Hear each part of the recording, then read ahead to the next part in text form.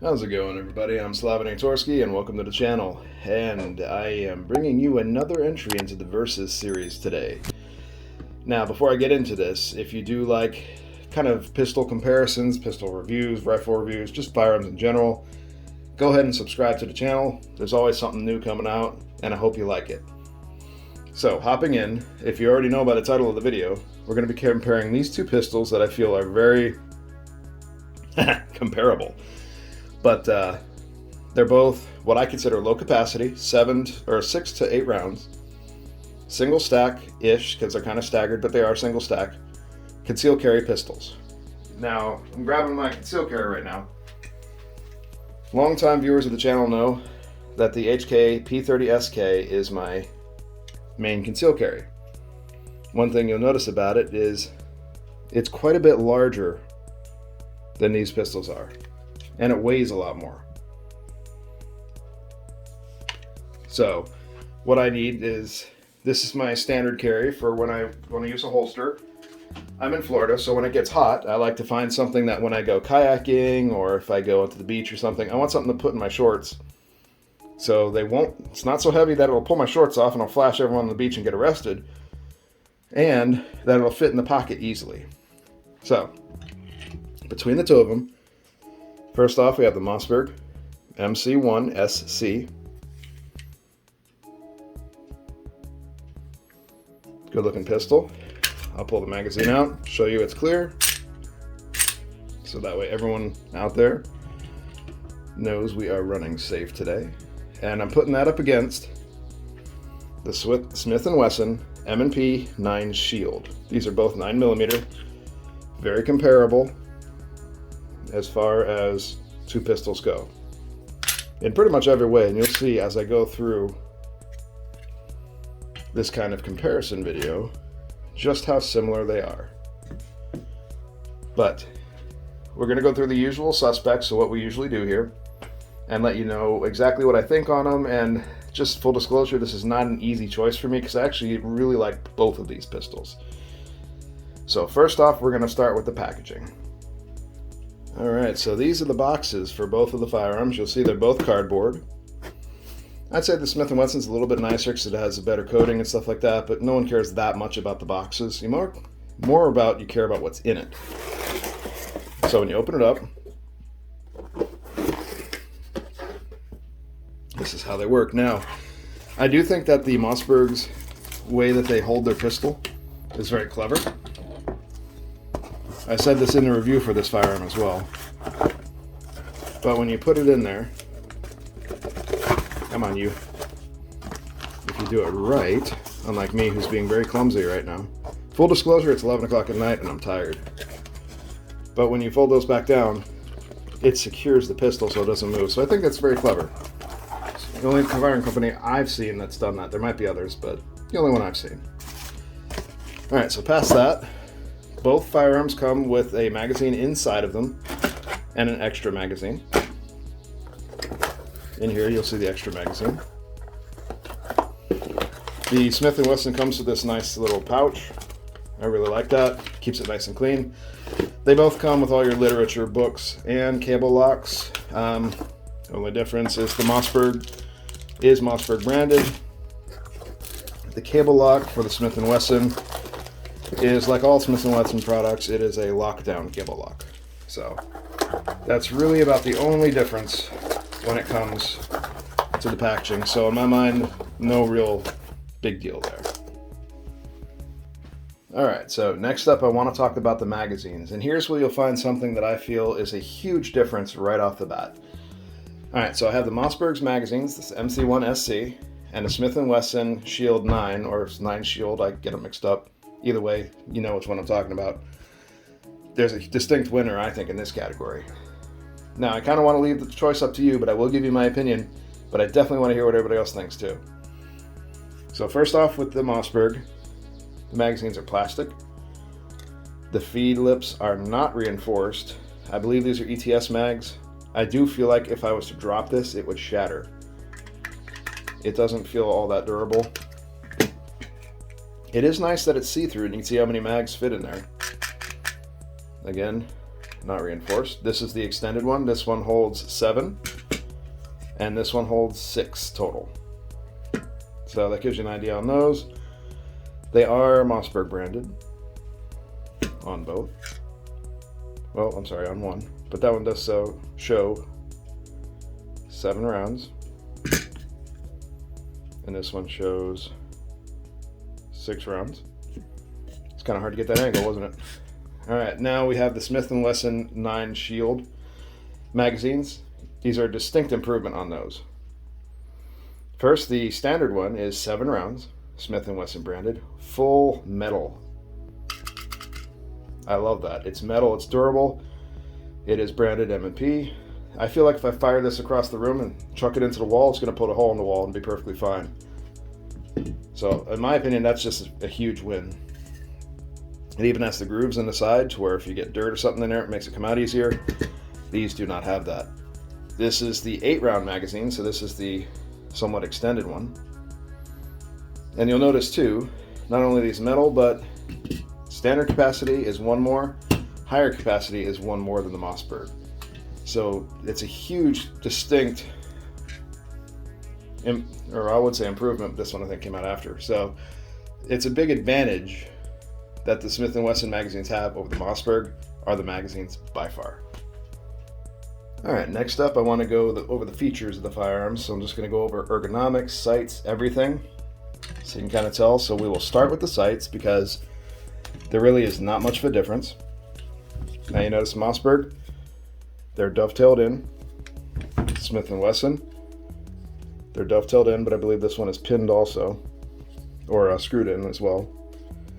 As far as the actual 3 dots, I don't see much difference between the two.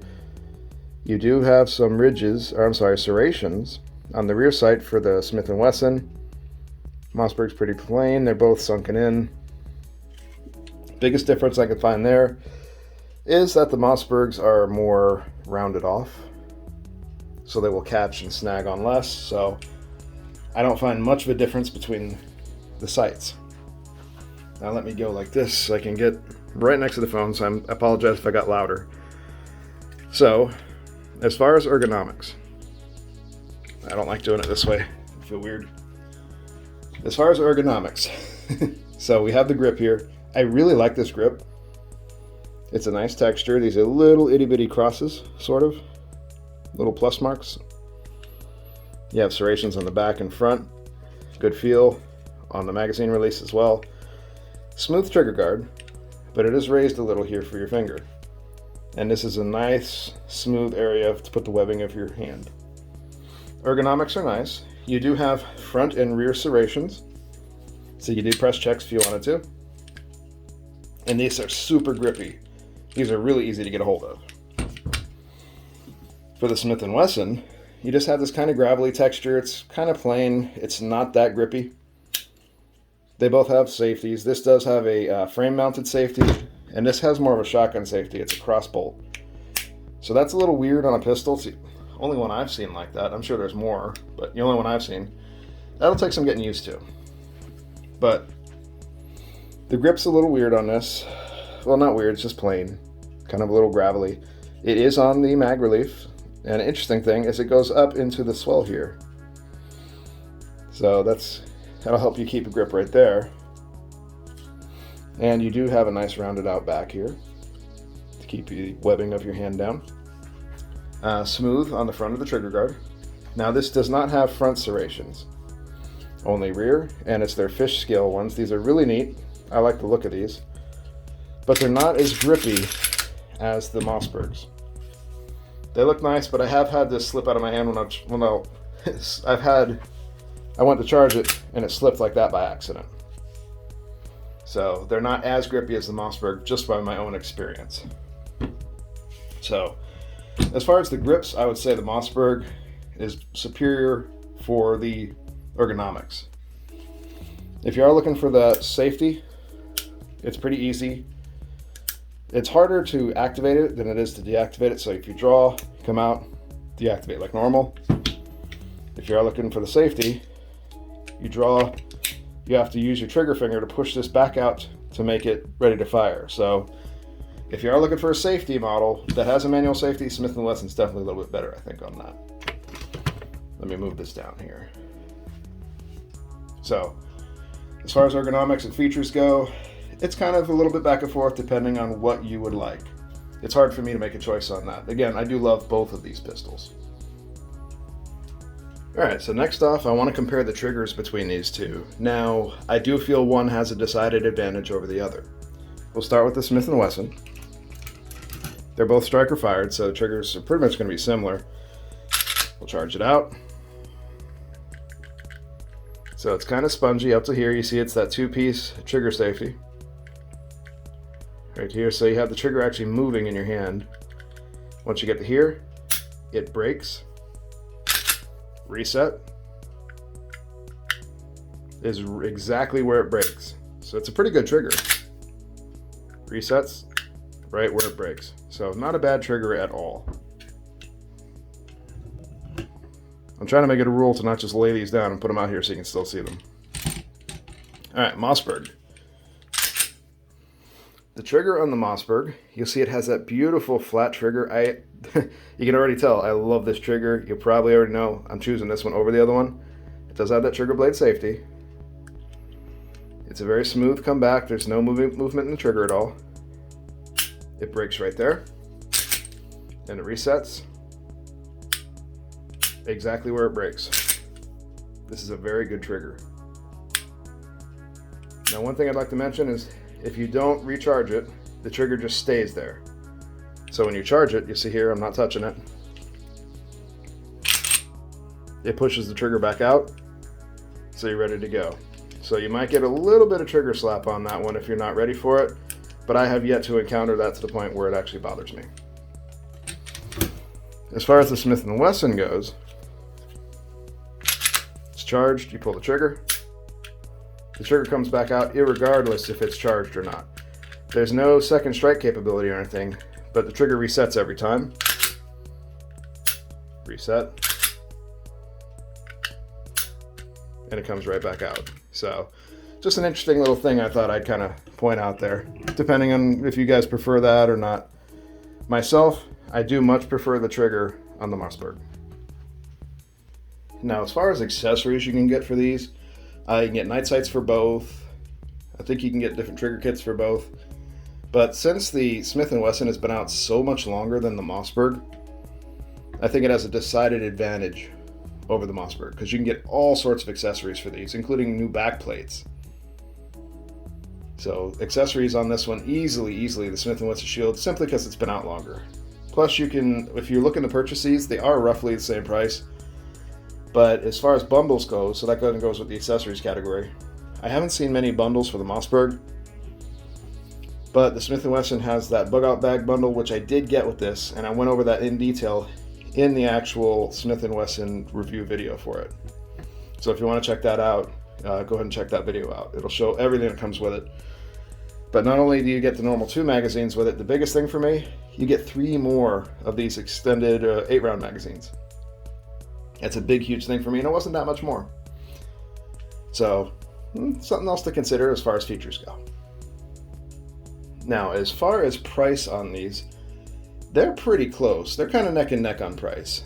Mossberg, you can find these around $400. You can find the Smith & Wesson around $400.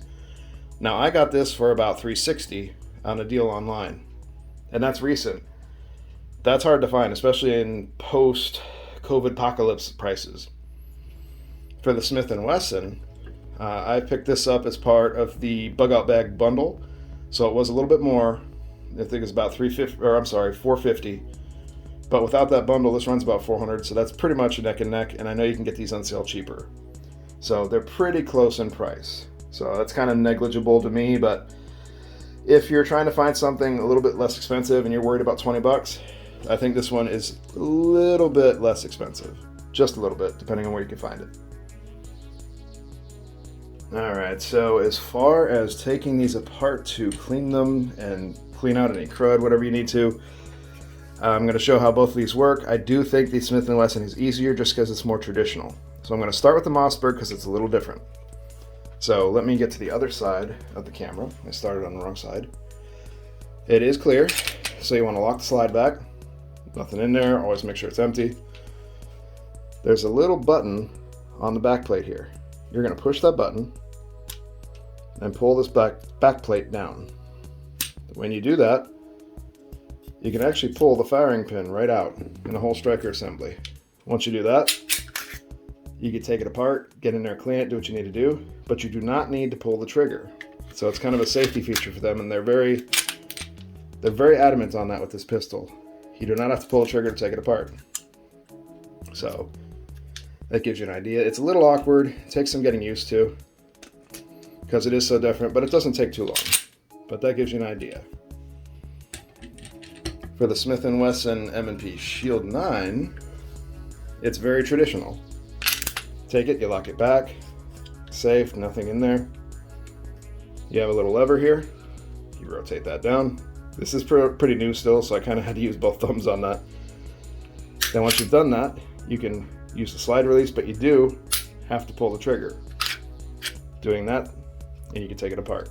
So as long as you're following the main rules of gun safety, you will be fine. You don't have to worry about that safety feature. But some people are super concerned about that. So something to consider if you're looking for the takedown on both of them.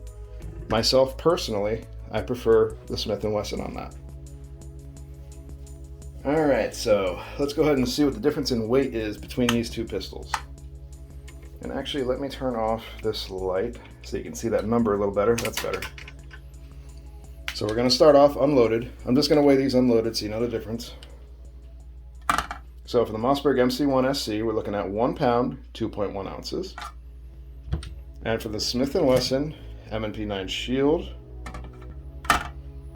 1 pound, 2.3 ounces. So 2.3.